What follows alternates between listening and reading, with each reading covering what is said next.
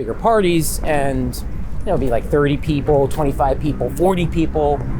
And I was like working these parties in such an annoying way that I just didn't spend any time with my friends, my guests. Got to the point where I was literally joking around like, we need an Uber for party staff. That's what we need. Create a profile, put in your schedule, and then get like jobs on the fly, be like a freelancer. Would that be something that you'd be interested in? And he said, yeah, it was for Paris. And I told her about she saw the app, she used the app with me, and I didn't know that. We got an agreement with her, and she came on to our team. 6 years ago, would you get into somebody's private car? Would you go and rent somebody's private apartment? No, it's just not something you think about. Yeah. So there's that awareness problem that we've been addressing. We're doing vetting, we have insurance, we allow for communication, and we're completely transparent with the pricing. What do you think the biggest lesson you learned from spending time in your dad's business? Honesty. All right, fine, I'll sell it to you for $1. And he gave me $1. Yeah. And then one of his friends was like, I want one too. So I had my first order. And for a few days, I would make these cardboard houses and sell them to my classmates for $1. You ironed money? I ironed my money and made my sister absolutely insane. I was like, I can't do this anymore. Either if you don't want to take over my partnership, then we're going to close down. One of the most interesting and crazy times of my life. Integrity is everything. My friend Kurt got me involved in a web business that he was starting. So this is about 2000, all right? Guess I have to get a real job. Yeah. I found this position at GE Power Systems up in Schenectady. It was extremely boring, but I learned a lot about process and a lot about the way organizations work. Cubicle suicide, it felt like every time I walked into that place. Does anybody like a desk job? Yeah, there were people there that were there for like 20, 30 years and they were totally happy. Yeah. And I just remember looking at them going, that's never going to be me. Kurt got back into my life and was like, I'm doing this thing called telemedicine. 2004, web streaming video was not really a thing yet, and it was really difficult and expensive to do. Put together a business plan, we started pitching it, we raised a little bit of money, about $50,000, and I decided, you know what? Screw it. I'm going to quit my job. A little too early to market. We didn't do enough market research to really see if it was a viable option. It didn't work out. But what we had built, interestingly enough, to supplement the product was a personal health record. Because what doctors want to see is when they're talking to their patients, people were actually using the health record for their own benefit. We said, all right, we're going to stop the telemedicine, focus on the PHR, the personal health record. We couldn't monetize it enough to make that profitable. But we did have, I forgot how many customers we had, but we had in the thousands. That's pretty damn impressive. Yeah, it was pretty good, but we weren't making any money. We could complement one another. He just is he can be such an abstract thinker, and he's extremely intelligent, very, cerebral in one direction, and I am in a different level, if I want to call myself that way. But so we were a good complement. We didn't step on one another's toes, which was good. Another job opportunity in upstate New York at Department of Transportation. It was a project management job, and within 6 months, we hit our target. We delivered. They saved $1.5 billion from being lost. You're coming from an era where it's like you spend 30 years at the company, you get your retirement package. Did you say I come from an era? I think that's the first time anyone's ever said that to me. You don't? Are we in the same? But I agree with you. We're not in the same generation. No, we're not. While I was at DOT, I started a company that was a consulting company. And I said to myself, as soon as I get my first client, I'm going to quit my job. Yeah. And I'm going to figure out what happens next. Okay. You should just build this platform where you could just pay your rent online. I, being people of integrity, decided we're going to eat the money. Yeah. And we're going to pay the people who got defrauded. There was much risk in it, and at the same time that was happening, Venmo started to show up on the horizon, and other services like that. It sort of invalidated the business model anyway. I didn't know anything about mobile app development, so Dax was like one of the best engineers. So I bounced the idea off of him, and let's just do some research and try to find out if this is even like a viable option. So we did that for a few months, did some surveys, went around to tons of Reddit profile, put in your schedule, and then get like jobs on the fly, be like a freelancer, would that be something that you'd be interested in? I can't repeat that mistake. How do I not repeat that mistake? I need to verify and vet this idea before I really go too deep into a rabbit hole. Not taking those incremental steps to continuously vet and verify the product as it's progressing. Yeah. And it's a ridiculous mistake for me to make personally, because when I go and coach product development teams, I'm always telling them this. So it's like, here I am. Not eating your own dog food. Eating my own dog food, who were in a similar space or who had other startup companies that exited or were... Okay, so here's what I want to know. Give me a concrete step. The host side of the app, that wasn't even built. We just had the worker side. So we simulated the host experience. We were like, before we even build it, it was in Brooklyn. And we're like, you're gonna get a party invite at some point, open up your app. As soon as you get the push notification, apply for the job. So we did that in August and it worked. So immediately on the first time, like you actually had people wanting to work. Yep, we saw that there was this big party in NoHo. First person I talked to, they're like, yeah, it was sick party. It was for Paris Hilton and whatever. I was like, that's kind of weird. So I called up the next person, and then a few days later I called up Glenn again. I was like, hey, thanks. He was like, she wants to meet up with you and talk to you about maybe doing something with you. And I was like, okay, sure. Were you like quaking in your boots? No, not really. The thing that made it was kind of surreal.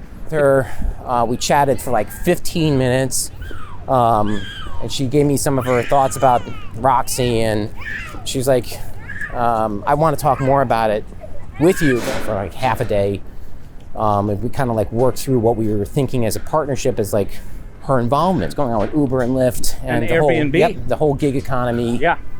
We're sort of to be helpful to them, to make their lives a little bit better, raise the seed round. We're able to sustain the model right now, New York and LA, but not unofficially LA. We had a lot of organic use in LA. It's like, you would, 6 years ago, would you get into somebody's private car? Would you go and rent somebody's private apartment? No, it's just not something you think about. Yeah. So there's that awareness problem that we've been addressing. Fancy. Yeah. If we're made to wait, we don't like it. If I wasn't hanging out with you, I'd already be across the street. We have a degree of vetting that we provide to the host. That's like on the verification side. Then we're doing vetting, we have insurance, we allow for communication, and we're completely transparent with the pricing. I know you've had a decent track record, a great track record. You haven't hit a home run yet, but I think that all of that is scar tissue, and I think you're in the... So how do you think you've grown? Don't know everything, and probably know there's more things I don't know than I do know. And that it's okay not to know those things. The things that I learned over the last, decade or so of trying and failing, had some success in my personal, consulting business, has sort of illuminated that for me. It's like, you need to have that awareness that you're not an island by yourself. You actually need help. Yeah. And that's a good thing. Welcome to Startup Hunter. I am here with Pat Guariglia of Roxi, which is be in the moment. Think parties, think getting the right staff to your party, and all of those great things. Now, Pat, on this show, so what I want to know, Pat, is where were you born, and also, what did your parents do? So I was born in Catskill, New York, which is like, it's about an hour and 45 minutes, 2 hours north of here. Yeah. So my parents, they, a little side action there. My mom was a stay-at-home mom. I have a sister, she's a bit older than I am. And stay-at-home mom raised us. My parents were married for quite a while. My dad was an antique dealer, he had his own business, so he was an entrepreneur himself. That's kind of where I got my my interest in business. It was really watching him grow his own company and make that happen. Interesting. Yeah. So do you think any of your dad's entrepreneurship rubbed off on you? Did you spend time with him when you were a kid in his shop? Oh yeah.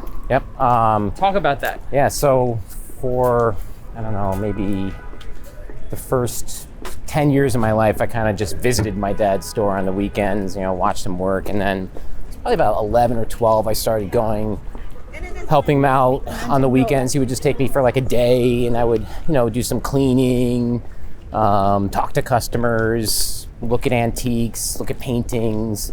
As I got a little older, I started to really know that business quite well. We had antiques all over our house, so it was like really easy to understand what I was looking at. What do you think the biggest lesson you learned from spending time in your dad's business? Honesty.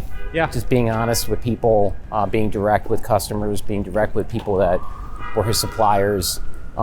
He built up an amazing reputation in the Northeast for that, and he was, well known for his integrity and customer service, and good competitive pricing, which I thought was, I would say those are the big lessons and big takeaways. Yeah, customer service, is huge. So let's take this from a different angle though. Let's go back again, and I want you to remember and think about what was one of the first hustles that you ever had as a kid. Like, you didn't have to necessarily change money changing hands, but there was. Okay, so yeah, there's two things that come to mind. First, I think I was in first grade or maybe kindergarten, and I had come to school. Yeah, I come to school with a cardboard house that I had made. Yeah. And it was pretty cool. Wait, let's show people the traffic. Yeah. Go ahead. So I had this, let's go this way. Yeah, I had made this little cardboard house that had windows and the doors opened up and stuff like that. And I showed my friend Lance, and he was like, "This is amazing." Not Lance Armstrong. No, not Lance Armstrong. Although he is a contemporary. I showed my friend Lance, and he was like, "I want one of these. I'll buy it from you." And I was like, "A cardboard house?" Yeah, this little cool cardboard house. So I was like, "Wait, is right. it one big enough that you could fit in?" No, it was like this big. It was really tiny, but it was cool looking. Kindergarten or first grade. I don't remember how old we were. And so I was like, "All right, fine. I'll sell it to you for $1." And he gave me $1. Yeah. And then one of his friends was like, "I want one too." So I had my first order. And for a few days, I would make these cardboard houses and sell them to my classmates for $1. Yeah. That was my first, maybe that was my first business. Now, did this business model scale? Did you start doing the other grades, or did it take off like I wild? went across the United States selling. They were wildly flying off the shelves. Yeah. No, it didn't. That was it. It lasted maybe a few days, and I had to think of another business to get into at some point. Still, the seeds of hustle, right there. You could have just been like, "No, I want the house all for myself." Like lots of kids would have been, but you somehow saw a business opportunity there. But the thing is, though, I enjoyed making the houses. Uh-huh. So it wasn't that big of a deal for me to sell this one, because I got to then have the opportunity to make another one and make a little bit of money. There you go. Which was kind of cool. So, did you reinvest that money back into the business? Did you? I bought more cardboard, yeah. More markers. Or did you buy candy? I have no idea what I did with that money. Probably I ironed it when I got home. I was probably like, I did that for a while. So I would ironed money? I ironed my money and made my sister absolutely insane because she never was able to save money, and I was good at saving money when I was a kid, and she would just be very pissed off. So good at making money and good at saving it. Yeah, I mean, what was I going to spend? I was like, 8. Right. What am I going to buy? Bubblegum, baseball cards. Yeah, that's about it. Then when I was in college, so I didn't really do anything other than go to my dad's store and help him out on the weekend. But don't undersell that. That's so. That was so formative. It totally was. So in college, one of my father's friends had that was also an antiques dealer, but he was doing so at a different scale, dealing with more imported stuff. And he would often get paid in awkward, weird ways. One time he got paid with 2 tractor trailers full of boxed garbage bags. So he had almost 500 cases of these industrial-sized garbage bags, like this one right here that we're going to pass right by. Sure. That you would find in Home Depot. Right. So I was dating his daughter at the time, and he was like, I got all these bags. I need to unload these bags. Do you have any ideas? He had no idea he's an antique dealer. He's got like 500 cases of garbage bags and 2 tractor trailers. So I'm like, well, no, I don't really have any ideas. And I thought about it for a little while, and I was living with my friend Chris, and I was like, I don't know, this is this opportunity to sell all these bags. What can we do? So we started looking around. I was living on the Upper West Side, and we were walking around. I'm like, look, there's garbage bags everywhere. These buildings all need garbage bags. Sure. So we're like, we're just gonna go to every super and every building in our neighborhood and just see if we can like sell them at a small margin. And that's what we tried to do. And so we came up with this company name called It's in the Bag. And we created all these order forms and cards, and we started talking to people, and we hit an absolute dead end every single place that we went to. Okay. And the reason for it was something that we had not anticipated, which was every building owner already has agreements with the sanitation companies who are controlled by big families, right? So they were like, we don't care that you're giving it to us at like 30% discount compared to what we're already buying it from. We can't buy it from you. Yeah. Every single place. So we tried that for, a month, and we realized, okay, nope, it's not going to happen. So I didn't make any money on that. We never even sold one. I think we actually did sell one box. Still, it was a good lesson. It was a good lesson. Yeah, do some research. So were you already out of college at this point? No, Did you go to college? Yeah, I did. I went to Fordham right here in the city. Yep. What'd you study? Political science. And so did you go into the State Department? What did you you work for a congressperson? What'd you do with that degree? Well, my plan was to go into like foreign service. So I was actually on like more of a foreign service track. I was trying to get into like an intelligence line. But my Pat Guariglia. Yeah. It didn't pan out. So what happened? I did graduate. He likes his martini shaken. That's right. While I was in school, my dad started another business with a couple of partners, which was a high-end auction gallery in Woodstock, New York. Yeah. So Woodstock is super, where's Pat? You would know Woodstock from its, the concert, but it's like a high-end hippie town. That's absolutely right. Sort of like Boulder or Santa Fe or Santa Monica. Yeah. Or they probably should have stopped being hippies like 30 years ago, but somehow they still are, and now they have money. Exactly. That's basically what it is. Exactly. So my dad started this business with a couple of partners to create this high-end auction gallery, and he was running them simultaneously, and he had no time. And so as I was getting older, I started to get much more knowledgeable about, fine art, antiques, auctions, and they were having a little bit of difficulty in that business. So he said, why don't you come with me? Why don't you start coming up on the weekends, and we'll give you a job there. Basically, it's like make sure everything's running well. And so I would do that for a few months. By the time I got done with school, my dad was like, I can't do this anymore.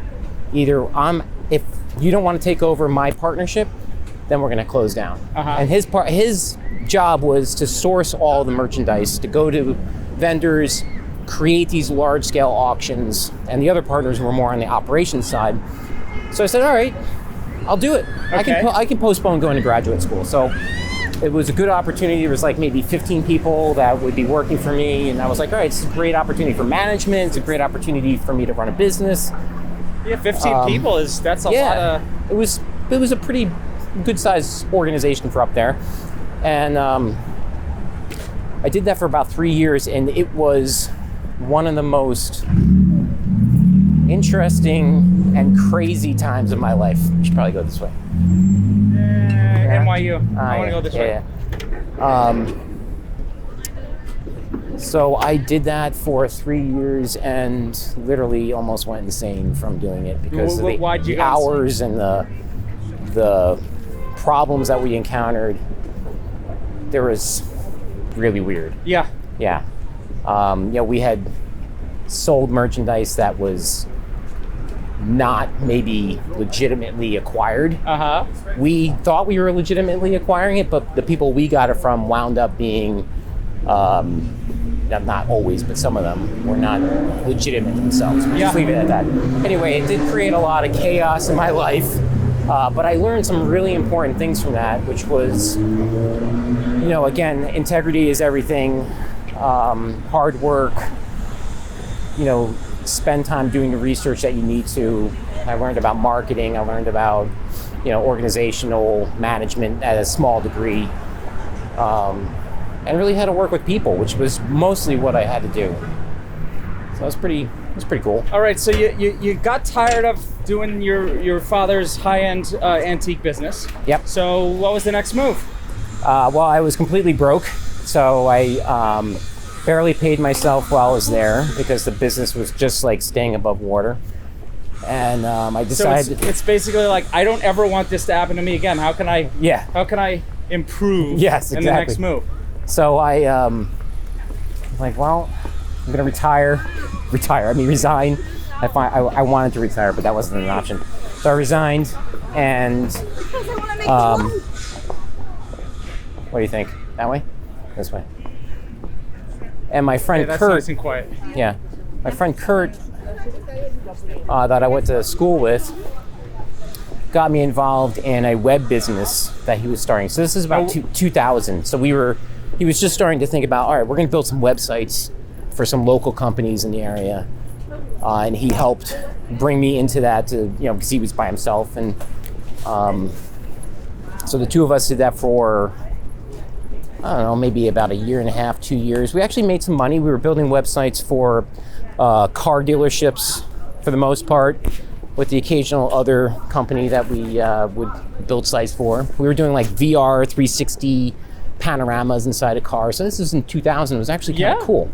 Like, it is super cool. Yeah. Super early. Yep. Okay, so did that lead on to major brands or? Nope. We weren't making enough money for me to like sustain myself long term, and there's only so many car dealerships that we can hit up in the area and other businesses that would be interested in our services. So at some point I said, all right, I guess I have to get a real job. Yeah. So I I found this position at GE Power Systems up in Schenectady. It was for like a BA, business analyst, project manager position. Totally underqualified probably for it, but I guess I looked good on the resume, and I think I got the job because I showed up in the middle of a blizzard. Yeah.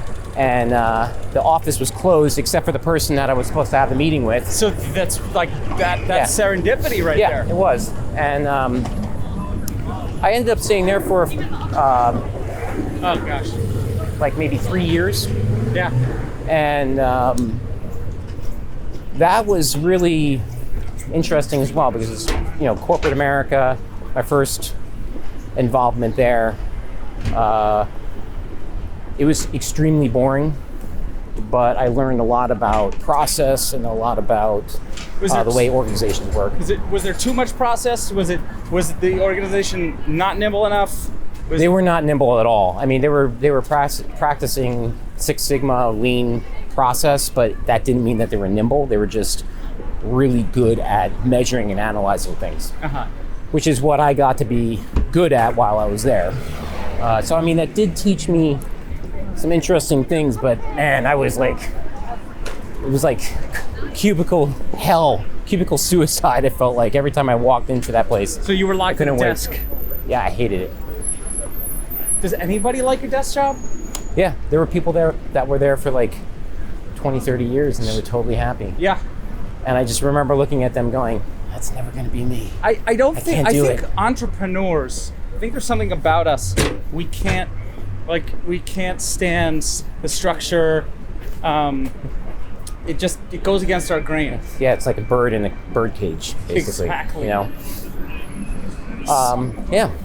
So how long did you last at GE?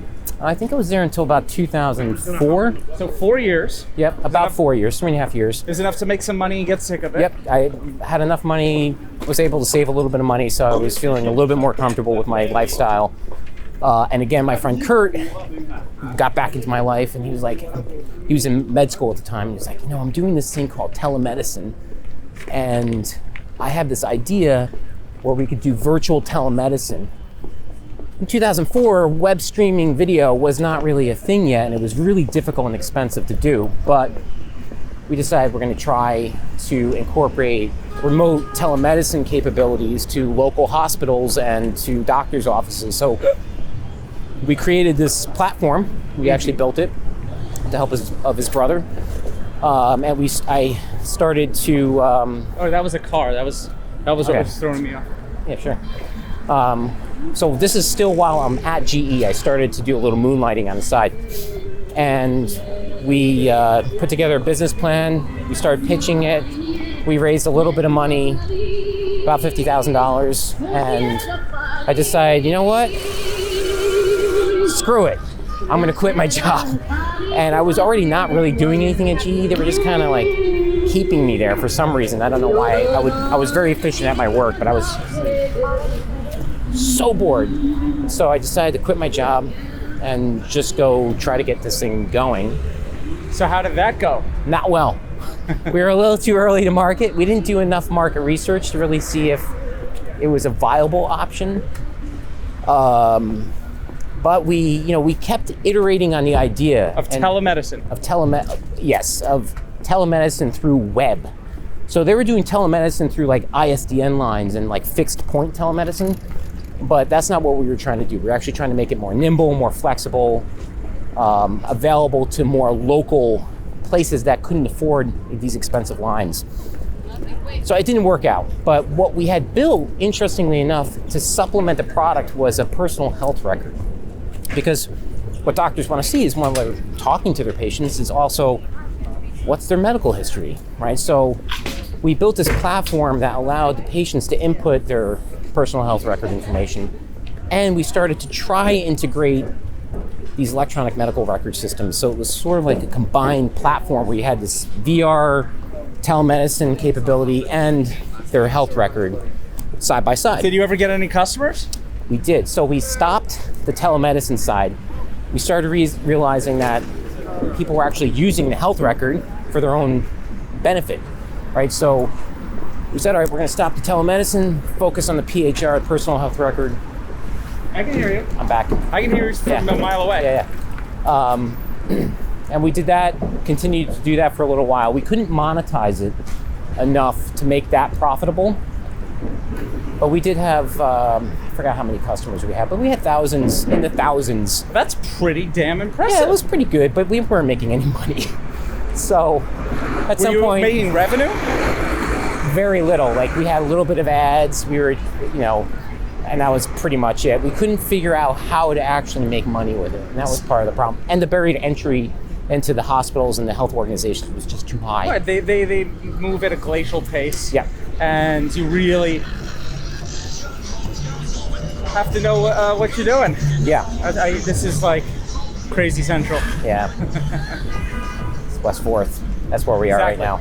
This is... It smells good though. This is the West Village. This is where the hippie revolution exactly was. Yeah. It's really noisy, and that is what it is. We're gonna go that way, because that way is even noisier. Yeah. So, okay, so you had a really close experience. You still are hitting a wall. Yep. But you're with the same guy, Kurt. Yep. And which I like because it's sort of like a band. The more you play together, the better you get. You understand the way each other thinks. Yeah, and we were a very good complement to one another. He just is he can be such an abstract thinker. He's extremely intelligent, very cerebral in one direction, and I am in a different level, if I want to call myself that way. But so we were a good complement. We didn't step on one another's toes, which was good. Yeah, I think having a good business partner is so. People don't realize how lucky they are. Yeah. When they get a good business partner, it's better than a marriage. Yeah. Well, I can't say that.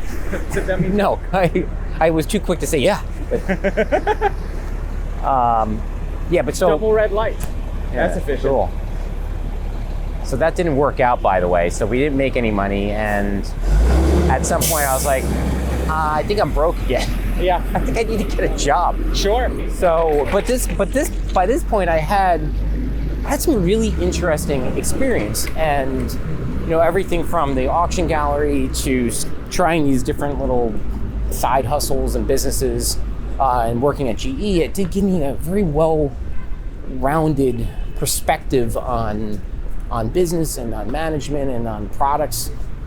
But I was broke, basically, and I needed to get some employment. So I got another job opportunity in upstate New York at Department of Transportation. It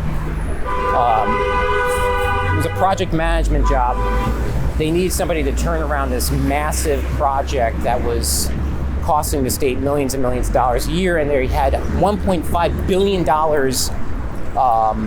at stake from the feds. So they were going to lose $1.5 billion if they didn't turn this project around. You got excited I didn't know about it. What were you gonna say? I'm sorry. You got excited by the number, but the job sounds really boring. Well, I didn't know about that number until after I was hired. Yeah. They're like, there's this challenging project, and I was really needing a job, so Yeah. I was like, okay, I should be able to do this. Sure, why not?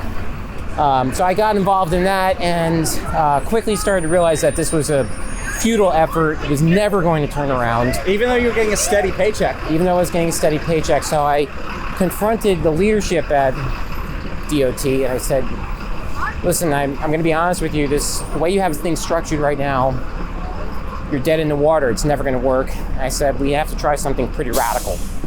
And so I introduced this concept of agile, Scrum, which is an adaptive way of working, to the state to experiment with this team. And they, for some reason, let me do it. Yeah. So I got my team trained, I got myself trained, and within 6 months, we hit our target. We delivered. They saved $1.5 billion from being lost. We got a lot of notoriety as a team in all the state organizations up in Albany. I got invited to go speak at all these events, and I started to kind of get involved in this agile space, and I really loved it. And I was there for about 4 years also. I guess that's my mark. It's like I hit 4 years and I'm out of there. And millennials, they're 18 months and out. Yeah, well, Sam. We are 18 months and out. I last a little longer. Well, if there's an alignment, if there's a real alignment, yeah, then that could go for a long time. Yeah. So, but you're coming from an era where it's like you spend 30 years at the company, you get your retirement package, and you'll be taken care of. Did you say I come from an era? I think that's the first time anyone's ever said that to me. You don't? Are we in the same? But I agree with you. We're not in the same generation. No, we're not. So, yeah. Anyway, jeez, I left there in I think 2010. And I was really getting involved in this concept of bringing teams into a more lean, adaptive, agile way of working. Yeah. So I started getting into coaching, agile coaching. You were the Scrum Master. Yeah, I was a Scrum Master, but I moved out of that role and I started to decide I'm going to start teaching people how to do what I do. Well, that's interesting. Yeah. So I have questions, but I want to hear. Hear what that's about. Well, I mean,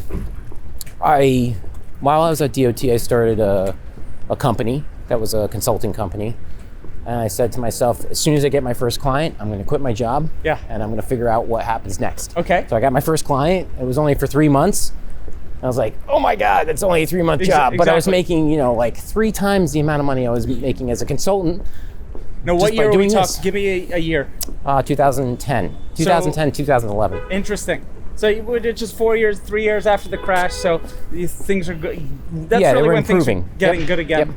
So it makes sense. Yeah. Where you can have a highfalutin, floofy poofy strategy oriented job. That's right. I was lucky. I mean, the timing was good. But that career path brought me in a new trajectory because what that allowed me to do was to be able to go to dozens and dozens and dozens of companies over the last 10 years, working embedded with their teams and their leadership, learning about how they build products, learning about what kind of failures they might have, and then helping them with continuous improvement.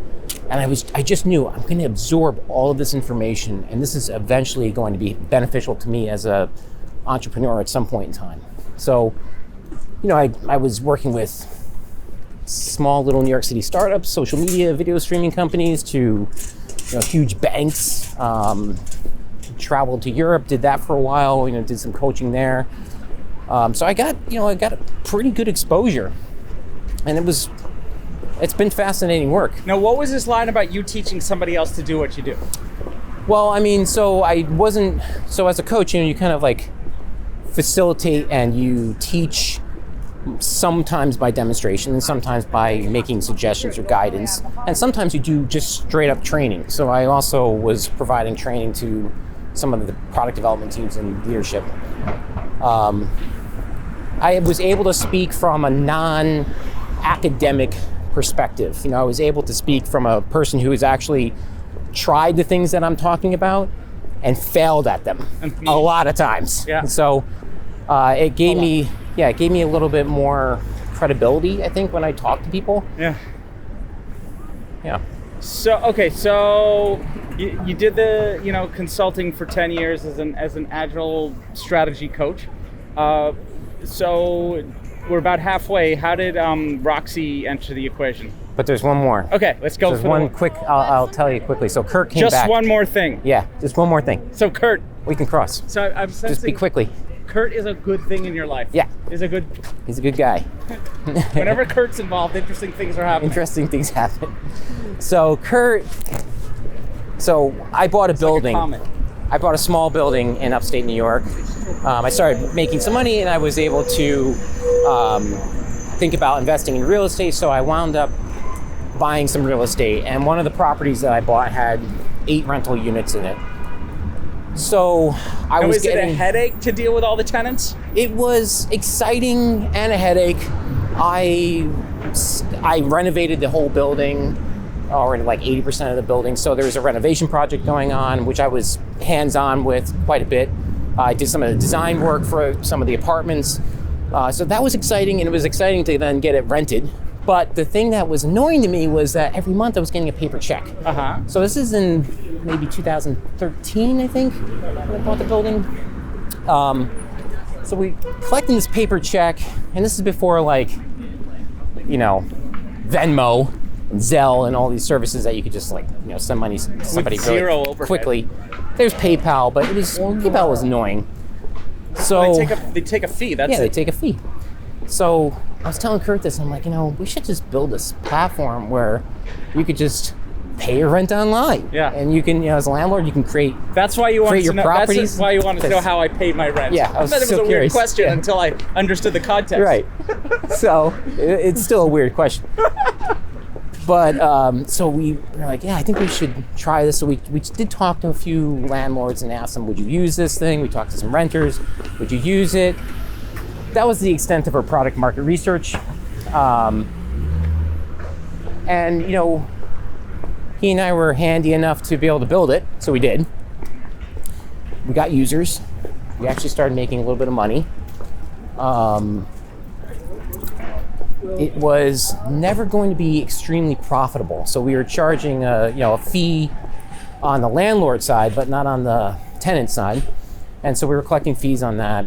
But it was bound to be ripped off. Uh-huh. Because the model allowed people to create these fake profiles and send money to themselves as a renter. Okay. And as a landlord, right? So couldn't you just make some quick code change to make that impossible? Well, we didn't really figure it out until we lost a lot of money. Uh-oh. So what happened was there were some bad actors that got into the system. They hacked us. Yeah. So that was our first problem. We fixed that problem. Then another set of bad actors got in, and they were using stolen credit cards and paying their rent with stolen credit cards. Murphy's Law, what can go wrong will go wrong. So in the tune of like $50,000 we got ripped off. Yeah. And so Kurt and I, being people of integrity, decided we're going to eat the money. Yeah. And we're going to pay the people who got defrauded. There was really nothing that we could do. We could have declared bankruptcy. We could have closed the business down. I'm like, all right, it's a lesson learned, I guess. I'm not sure what else we can do. We're going to pay it back. So we did. And we sustained that business for a little bit longer, and we saw that there was just too much risk in it. And at the same time that was happening, Venmo started to show up on the horizon and other services like that. And it sort of invalidated the business model anyway. Yeah. So we said, all right, close it up. That's it, we're done. So that's where, that's the end of the other stories. So what was the genesis of Roxi? How did the idea come to you? I got this house, bigger house. My wife and I had more kids, so we had to get a bigger place. And we started to have these bigger parties, and it'd be like 30 people, 25 people, 40 people. And I was like working these parties in such an annoying way that I just didn't spend any time with my friends, my guests. And it was like, got to the point where I was literally joking around like, we need Uber. We need an Uber for party staff. That's what we need. So I wish there was a way. And I started to look around at restaurants. I would make phone calls to people at these that own restaurants and say, hey, I'm having a party. Any way I can get one of your waiters or bartenders to come? And they're like, nah, no. Why do you? So you probably went direct to the waiters. Yeah, and everyone was like, I don't know, my schedule, blah, blah, blah. I just didn't know enough people. It's not like I'm hanging out talking to wait staff all the time, asking them what their availability is for a party I might have in 3 weeks. Right. And so it happened again and again and again, and I was like, this probably could be an idea. I was like, this could be an idea. We could maybe make this happen. So I was coaching at a company called You Now, right in I know that. Oh. With the Israeli guy. Yes, yeah. So I was coaching there. So now we have a reason to get him on the show. Yeah. So I met up, I was working with this guy named Dax, and I was kind of just shooting the shit with him, and I'm like, hey, here's this idea. What do you think about this idea? And I trusted him. I thought he was a good guy. I thought, like he would be a good person to maybe build something with. He was. What happened to Kurt? Kurt was not in this space. Kurt and I were like, all right, we got to take a break from doing some stuff. Yeah. Still are friends. But it was, it just, that timing with me coaching at You Now, they were building mobile apps. I wanted to be a mobile app. I didn't know anything about mobile app development. So Dax was like one of the best engineers. So I bounced the idea off of him, and like, let's just do some research and try to find out if this is even like a viable option. So we did that for a few months, did some surveys, went around to tons of restaurants and bars in New York, just asking people what they thought, and we got really good feedback. So tell me about like what was the questions you were asking? Well, there's, it's a double-sided market, so there's people like us who might want to have a party, and there's people who might want to work it. So you have to ask different types of questions. So for the workers, we would just go to a restaurant, eat, go to a bar, eat, have a drink. We'd talk to the staff, and we'd say, hey, if there is this platform where you can, like create a profile, put in your schedule, and then get like jobs on the fly, be like a freelancer, would that be something that you'd be interested in? As a worker. As a worker.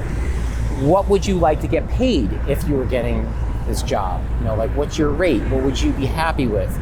Would you work on a Friday night on a job like this and not work at your bar? Like these types of questions.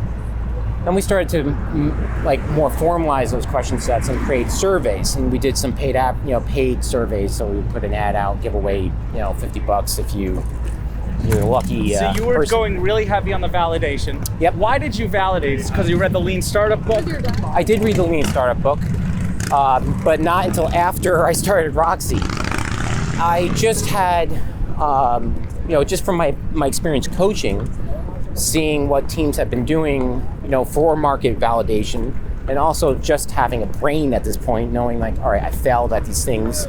I can't repeat that mistake. How do I not repeat that mistake? I need to verify and vet this idea before I really go too deep into a rabbit hole. Exactly. Like so many entrepreneurs, and that's the entire purpose of the show. I fell into this trap. You know, we have the tools to build something. We have we have the desire to build something, but we fail to validate, so that we waste crucial, precious time. So finally, your lessons, you know, pay off for you, and you're going about things very strategically. But not always. You know, I think you get into the point where you're like, I have enough information to get to the next stage. And a trap that I fell into was that you get overzealous about the product and about building and like getting it out there, and then not taking those incremental steps to continuously vet and verify the product as it's progressing. Yeah. And it's a ridiculous mistake for me to make personally, because when I go and coach product development teams, I'm always telling them this. So it's like, here I am, not eating my own dog food. And so we did course correct that. We did make those improvements. We did release very early, in like a alpha and beta. Now, concept. give me a chronology. What year are we talking? So this is in 2018. Okay, so just very recently. Last year. Yep. I mean, we started the idea, like generating the ideas in 2017 at the Roxi Hotel, which is where we came up with the name. But it took us until Dax could leave his job. We raised a friends and family round for him to be able to do that. It took us until the spring of 2018 before we actually started building it. And so here's the interesting thing. How do you convince somebody to leave their job? I mean, it was just a personal thing. I mean, it was more about like the faith and trust that we could build something together, that both of us had the brain power to do it. We had the willpower to do it. We knew we didn't know everything, but we were able to figure stuff out. And I believed that in him. He believed that in me. And we both believed in the idea, enough so for him to leave his job and for me to drastically scale back the work I was doing in order to build it too. Yeah. Was there some kind of feedback? Oh, we're going on an island. Was there some kind of feedback that you got, you know, like that said, okay, this gives us more confidence. Let's go quit our jobs. Let's go full in on this? I'm trying to think if there was like a pivotal moment where that happened. Yeah. I think it was just the layering of feedback over time and getting feedback from people that we trusted, who were in a similar space or who had other startup companies that exited or were. Okay, so here's what I want to know. Give me a concrete step of like, what was the first thing you actually did to build Roxi? Give me like the first night you ran a test, or a story that's like that. Trying to think. I mean, the first night that we ran a test was a barbecue in Brooklyn in August. So it took us maybe 4 months to build one part of the platform. So we didn't even have the host, like people like us, the host side of the app. That wasn't even built. We just had the worker side. So we simulated the host experience. We were like, before we even build it. It was your own part. It was our own party. So we had onboarded a few, maybe, 12 to 15 workers in Brooklyn. And we're like, you're gonna get a party invite at some point, open up your app. As soon as you get the push notification, apply for the job. So we did that in August and it worked. So immediately on the first time, like you actually had people wanting to work. Yep. We had no payment platform yet plugged in. I mean, this is how like bare bones it was. It was I think it's great. Yeah. Because if you build it before they're like ready to come, it's not. We paid them by check. They won't always come if you build it. Yeah, we paid them by check. There you go. So they showed up. They were able to find the location. We didn't tell them where it was. They showed up. The job ended. Everything worked. We wrote out a check. We handed it to them. We went back and we did some product improvements after some interview sessions with the users. We did another test about, maybe a month later. Same kind of thing. We kept on doing these tests until the end of November, early December. And we did our final test. And we're like, okay, by that time we had the host app a version done, payments were integrated, reviews and ratings were going between the both sides of the platform. And we're like, all right, let's just keep fine tuning it a little bit more. January, let's do a launch. Let's just, not launch. It was like, we'll put it on the App Store and see what happens. So what happened? Not much. Exactly. But we wanted it to be kind of low key because we knew that there were issues with scaling. But things that you hadn't, the unknown unknowns, things that you hadn't considered. There were also the known issues that we just didn't have time to develop out or correct. Like for payment, like error handling in payments, location problems. I mean, there was just these weird little things. But we were like, okay, we'll do a soft release. No one's going to know about it. And no one knew about it. So we were able to then keep iterating on it. We did start to get some users just organically. And about 2 or 3 weeks after we launched or released it to the app stores, we decided to put a couple of ads out, and they did absolutely nothing. We did not know what we were doing. Like we legitimately did not know how to promote this thing, and we didn't have anyone on our team to help us with that. But we didn't need that person just yet. But what was the ad for? Was it for the buy side, the sell side? Both. So okay. we were trying to get both people on. Right, which is creating a two-sided marketplace. It's a chicken and the egg kind of thing. Yeah. Okay, so you're focusing on both. Product placement. Which one ended up being more important for you to push? Like, did you need more party hosts or did you need more workers? Always need more party hosts. Right, because the party host is the generator of everything. Yeah. The genesis. But the interesting thing is that we just didn't understand how to actually promote or like what the right messaging was on Facebook or Instagram. So I got a little frustrated. The other thing is that they're oversaturated at this point. Yeah. There's almost no point in paying for it. So on a whim, I was like, you know what? I'm just gonna throw a $5 ad workers. Yeah. I put together very straightforward. This is what the product is. We don't have a lot of work. I even said that in the ad. I was like, but sign up, blah blah blah. Just put the $5 ad in, and within 24 hours, we had 150 people sign up from that one. So silly placement. Workers is good, but you still need hosts. Yeah.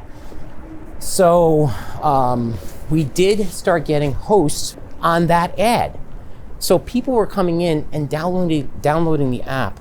So one of the things that I should say is that we measure and track everything. Yeah. So in every ad, in every tap on our app, we're tracking information, not personal information, but how did they get there? It makes so much sense you had success because Facebook and Instagram are totally oversaturated. Yeah.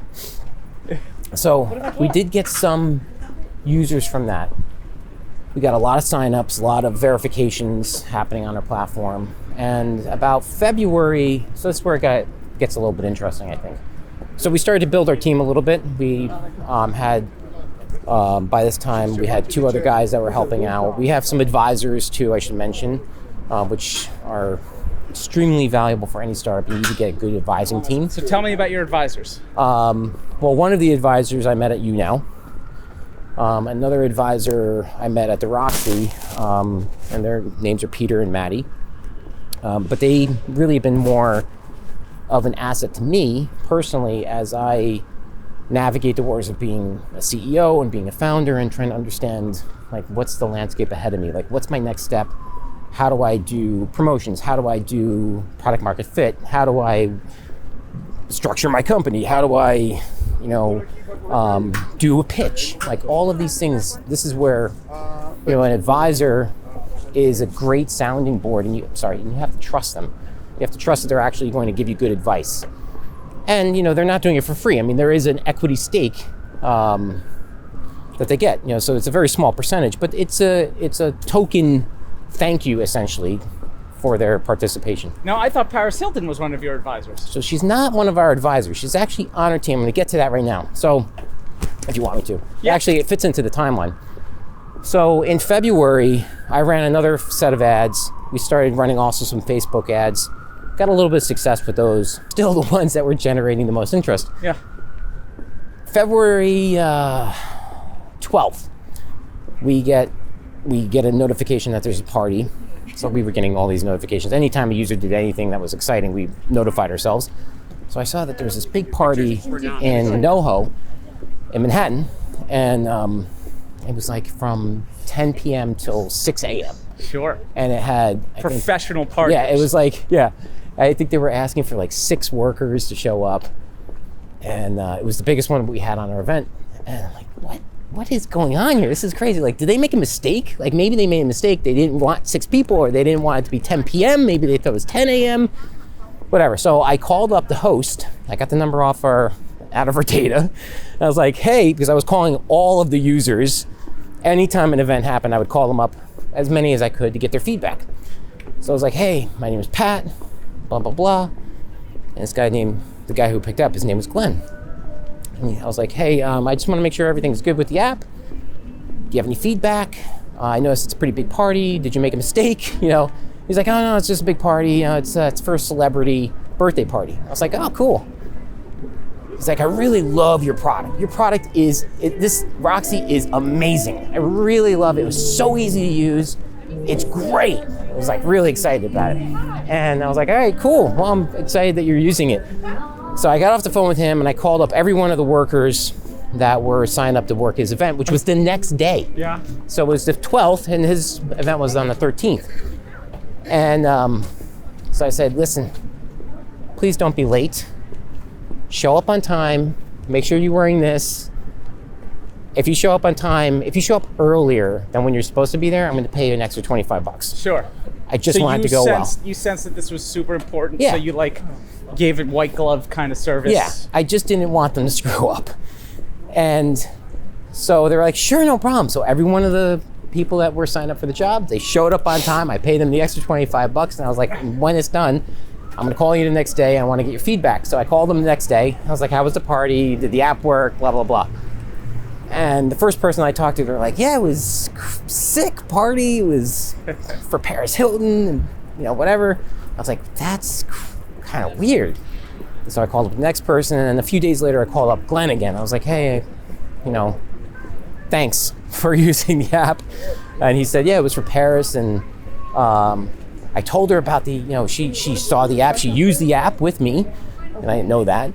And he was like, she wants to meet up with you and talk to you about maybe doing something with you. And I was like, okay, sure. Were you quaking in your boots? No, not really. The thing that it was kind of surreal because we had only been in the App Store for 3 weeks. Right. And so I was like, this is just too good to be true. It's kind of weird. It's Paris Hilton, but what makes it so funny for us is that Peter, our advisor, a year earlier, we were sitting at maybe at the Roxi, and he said, you know what you guys need? You need an influencer. You need someone like Paris Hilton who's going to help promote the app for you in the Hamptons in New York and LA. And we're like, yeah, that's a great idea. That's ever going to happen, right? And then a year later, she uses the app. So I was like, that is really weird. So I went out to LA 3 or 4 weeks later, met up with her. We chatted for 15 minutes. And she gave me some of her thoughts about Roxi, and she was like, I want to talk more about it with you. But I showed up the day that she was having this massive party in one of her LA homes. And so she was like, you're going to come to my party tonight, right? Yeah. I was like, yeah, I'll come. So I went to the party and I was like, I have to find her business manager. Right. So I waited. I hung out, did my partying there, and which was fun. But I was sourcing out this guy. I knew who the guy was. It's I'm going to find him, and I'm just going to wait for my moment to talk to him and set up that next meeting. Yeah. And so I did. It was 2:30 in the morning, and the party was still going on. But I noticed people were leaving, so I started to wait outside, and I got him. I was like, hey, Nick, Paris said she wants to have another meeting. He was like, yeah, she can't stop talking about this. Can you come out next week? And I was like, sure. So went out the following week, met with her for the day, for half a day. And we kind of worked through what we were thinking as a partnership as her involvement. And it took us probably 4 months of kind of working through this idea. And in August, we got an agreement with her, and she came on to our team. So was the business, growing on its own? It was. We didn't really spend. We just didn't have the money to put into promotion. We spent a few $1,000s really over the last 10 months on ads. And we were okay with that because, we're being lean, and also by not growing quickly, which we really didn't have an option to not grow quickly, but by not growing quickly, we were able to assess every single event that happened and get as much feedback as we needed. Now, here's some questions. Are these employees or contractors? They're independent contractors. And that's something that's an interesting thing that we're dealing with right now, is because of what's going on with Uber and Lyft and the Airbnb. The whole gig economy. Yeah. We're sort of reevaluating that model, and we're doing something that's going to be very interesting, I think, for independent contractors on our platform, which I'm not going to don't want to really talk about yet. We're going to be hopefully launching this idea in the early part of this year, but it's to be helpful to them, to make their lives a little bit better. That's the plan. So, have you taken on outside investment besides your friends and family round? Not yet. We just started raising, trying to raise a seed round in September. And we did get one investor to make a commitment toward that seed round, so that's our first investor. But we're not going to close that until we get the rest of the balance of the funds. Are you? Is it raise or die, or no? That's a good thing. So we're able to sustain the model right now. We're not making a lot of money, but it's also not costing us a lot to run. I'm not completely unemployed. I'm actually still doing some consulting, which is helpful because it makes it just that much easier to keep it going until that moment where we get the funds and we can pivot. So pivot, like, where do you think this company needs to go? Like, is party planning not enough? Is party staffing not enough? Well, pivot, I mean personally pivot. So for our team. So there's, when we raise some of that when we raise the needed capital, most of the money will be going towards promotion, and the rest of it will be going toward bringing one or two people on at more full-time capacity. But from a product standpoint, party planning isn't the ultimate end-all part of this platform. There is like a social aspect to it that we are currently developing, and we hope to have something out by the beginning of 2020, maybe January at the earliest. But it kind of wraps in this notion that people are social. We want to talk about parties. We want to have fun. Let's enclose it inside of Roxi and allow the workers and the hosts to be able to communicate with one another. I mean, they're already using the app for that purpose, so let's give them that platform to do that. Two questions. Like, sure. Is it only available in certain areas, or do you have like unlimited range? And no, so this is part of the research, and keeping your eye on your competitors is what led us to make this decision of geofencing the app. So one of the early competitors that were around back in the beginning of 2019 are really no longer a competitor of ours, because what they did is they said, we'll just open it up to the US, and they made it look like they're available in every single city.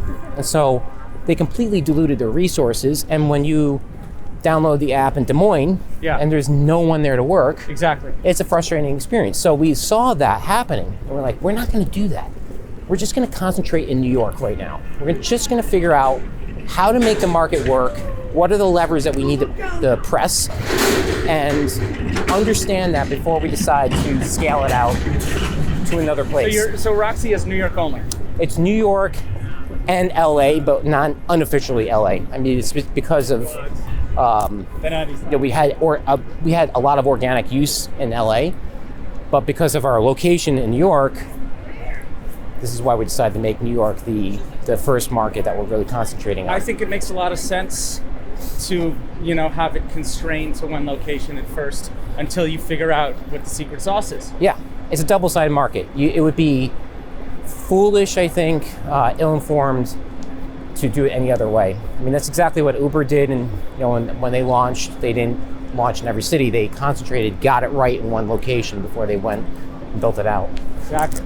But New York is weird because it's a double-edged sword in a different way, which is Airbnb is not in New York, because of regulation.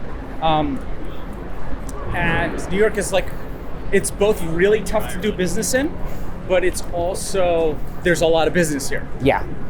And the space that we're in, so if you look at at the two sides of the country, you have LA, New York City. In some ways, the demographic is very similar. So the LA, New York City markets, I mean, on the surface, they seem similar from a demographic standpoint, but with the marketing test that we've done, it's actually quite different, and the response is quite different. And the fact that when you look around New York, 98% of the population is living in an apartment, right? And so the space is an issue, right? So party sizes are smaller, and millennials are not having as many parties. Yeah. Right. So it's an interesting problem. It's about awareness. In LA, there are more parties. Space is not an issue, and from a worker standpoint, workers can drive to the locations. The distance isn't so much of a limiting factor. So move the company to LA. No, not yet. But there is a lot of business in New York. I mean, so the addressable market size for us on the customer side is over 1 million people. So that's a pretty substantial base to work with. And so far, the response has been pretty decent. I guess we can't walk that way. So, let's talk, about the growth. How is this thing growing? Slowly. Yeah. We don't have. Yeah. Give me a better CEO spit on that. I'm editing this out. Well, I mean, that's the honest truth. So it's you have to feed that fire. You have to feed the fire of growth. You can, in our product is not something that people need, right? So you have to create awareness. People don't think about hiring staff for events or parties that they're throwing. It's just not in their radar, right? So it's like you would, 6 years ago, would you get into somebody's private car? Would you go and rent somebody's private apartment? No, it's just not something you think about. Yeah. So there's that awareness problem that we've been addressing and getting in front of that. Let's do 35th, because 34th is just not going to be fun to walk on. Yeah. So the good news is that when we do any type of promotion, when we do any type of marketing and advertising, now that we've figured out how to focus on the right demographic and target So what is the right demographic? It's more about the ethnographic, psychographic characteristics of the users, like on Facebook and Instagram. If we concentrate on just those two platforms, we're now able to target the hosts better. We've done so many tests now that we've able to fine tune. Can you say what kind of host you're looking for?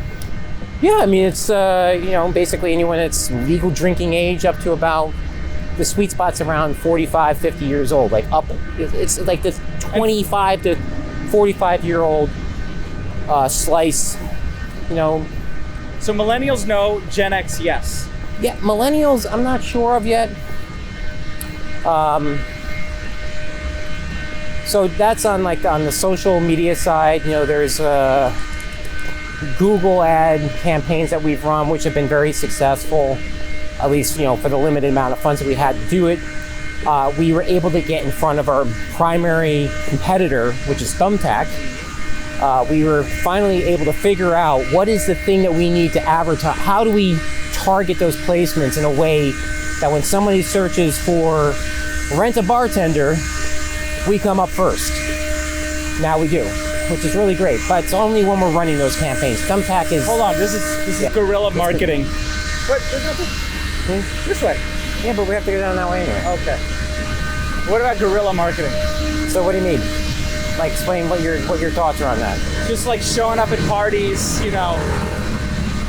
Well, I mean, we can't really do that.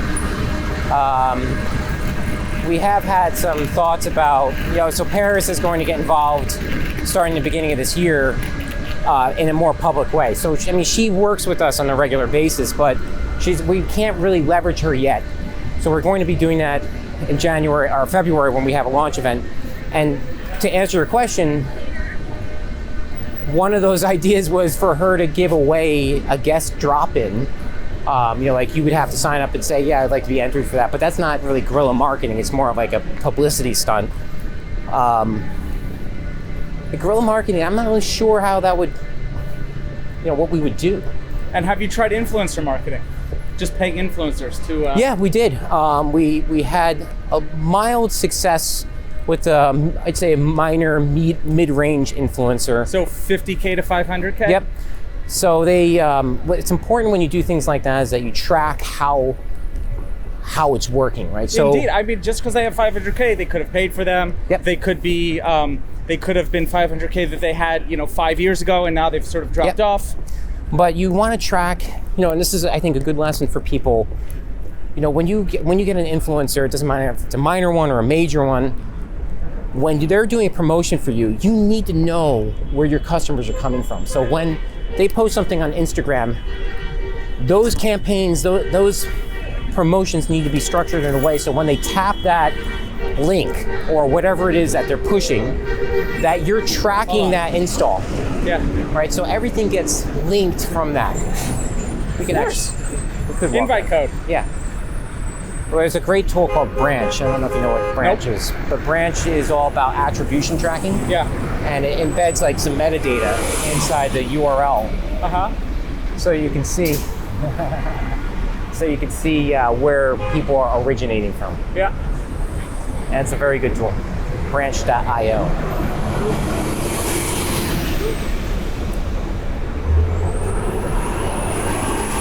Great place to hang out right here. This is I'm joking. This is terrible. yeah, look at this. This is not. New Yorkers get antsy. Yeah. If we're made to wait, we don't like it. If I wasn't hanging out with you, I'd already be across the street. That's a great soundbite. Safety's the number one priority. That's what I hear. Corporate, business to business. You doing any of that? Because there's got to be a lot of corporate parties. There are. So we, in like the beginning of this year, as we're trying to figure out, okay, do we want to try to go into more like B2B side? Should we try to help with the corporate planning, event planning, professional planning? And what we found out is that, well, on the larger businesses, they have an in-house person that does that, so you could scratch that off the list. The smaller size businesses and restaurants who need staff augmentation, there's already platforms out there like Jit Jat Joe. Jit Jat Joe. Huge. I'm not huge. I mean, they're very successful. Wanalo, there's another company called Paired. They've nailed that model really well. And they are only B2B.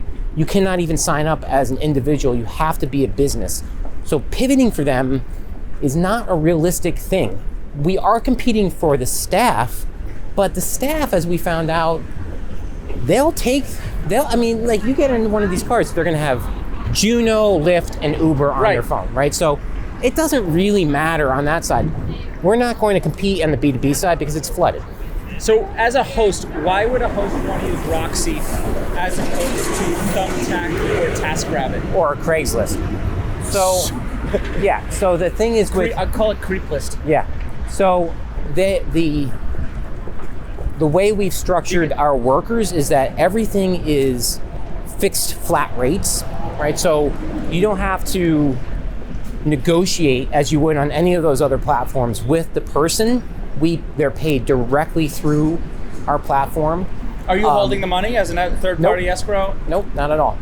So the money goes direct from host to... Exactly. We use the exact same payment processing method and process and provider as Lyft does. So it's a gig on demand payment model. Anyway, so if you go to Thumbtack, if you're a supplier on Thumbtack, like a waiter, and you get a request for a job, it costs that person money to respond. It costs the job seeker? Yeah, it's ridiculous. And the quality level is only as good as the ratings and reviews that they provide. They're not actually providing any insurance. They're not providing any vetting of the talent or the workers. So that's how we're different. We're actually providing insurance to our hosts. We have a degree of vetting that we provide to the host. That's like on the verification side. Then we allow their profiles to be exposed to the host so they do some additional vetting and they can talk to those people directly, not have to pay anything for them to communicate. So I would say our primary differentiator is that we're doing vetting, we have insurance, we allow for communication, and we're completely transparent with the pricing, which is pretty good so far. And there's some other product differentiators that we'll be introducing very soon, which I'm very excited about. Can you give us a little hint to what direction these might be? It's really just on the social space and also on the quality of life space for the workers. So making the worker have a better professional life. But I'll leave it at that for now. Well, that sounds great. Yeah, it's pretty exciting. So, unless you think I didn't cover anything, I have a final question for you. Sure. Okay, so how do you think you've grown as an entrepreneur through Roxi? And I know you've had a decent track record, a great track record. You haven't hit a home run yet, but I think that all of that is scar tissue, and yeah. I think you're in the. So how do you think you've grown? I'd say being honest with myself that I don't know everything and probably know there's more things I don't know than I do know, and that it's okay not to know those things as long as you have the ambition and drive and the ability to seek that information out. I think that's where success will come. So I think like the things that I learned over the last decade or so of trying and failing, had some success in my personal consulting business, has sort of illuminated that for me. It's like you need to have that awareness that you're not an island by yourself. You actually need help. Yeah. And that's a good thing. Well, on that, thank you so much for coming on. Thanks. I got some exercise today too. There we go. Which is always good.